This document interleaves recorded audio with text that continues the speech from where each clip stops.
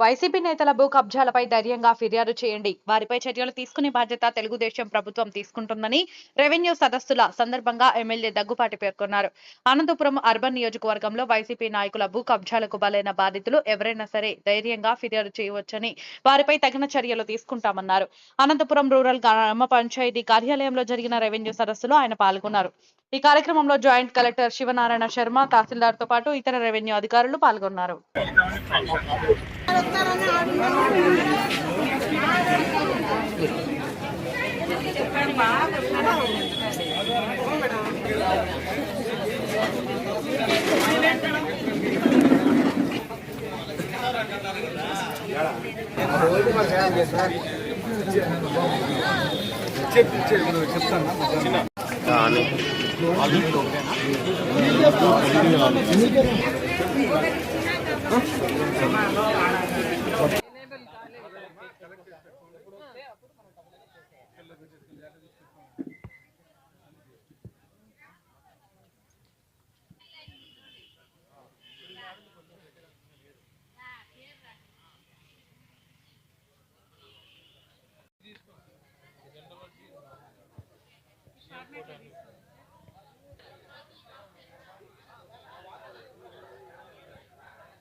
అర్జీ ఇచ్చాను. దాని విషయం ఏమంటే, నేను 2008లో డాక్టర్ అచ్యుత్ ప్రసాద్ నుంచి 8 సెంట్లు 60x60 ఫ్లాట్ కార్నర్ ఫ్లాట్ కొనుగోలు చేశాను. అదే వైసీపీ గవర్నమెంట్ వచ్చినాక 2020లో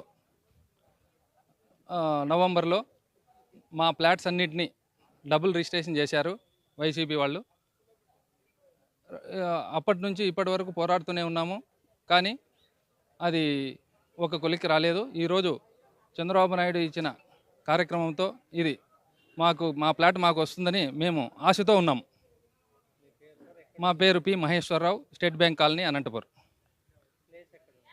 place state bank colony, place జైంటూకి ఎదురుగా, మెయిన్ గేట్కి ఎదురుగా విద్యానగర్, సర్వే నంబర్ 432/7. నా ఎదురుగా గల ఫ్లాట్లో గవర్నమెంట్ రోడ్లో, హౌడా రోడ్లో బోర్ ఉండేది. ఆ బోర్ను కూడా ధ్వంసం చేసి దాన్ని కూడా ఫ్లాట్గా మార్చి రిజిస్ట్రేషన్ చేసుకున్నారు. ఈ విషయమై కలెక్టర్ గారి దృష్టికి కూడా తీసుకొచ్చాము. మాకు న్యాయం జరుగుతుందని ఎన్నో ఆశలతో ఉన్నాం. రెవెన్యూ సదస్సులు మొదలుపెట్టడం జరిగింది. దానిలో భాగంగా ఈరోజు ఇక్కడ ఆర్డీఓ గారు, తహసీల్దార్ గారు, అలాగే జాయింట్ కలెక్టర్ గారు అంతా విజిట్ చేయడం జరిగింది. ఇక్కడ గత ప్రభుత్వంలో 5 ఏళ్ల కాలంలో అనేకమైనటువంటి కబ్జాలు చేశారు. ముఖ్యంగా అనంతపురం రూరల్ పంచాయతీలో ఎక్కడైతే ఖాళీ ప్లేసులు కనిపించాయో, ఎక్కడైతే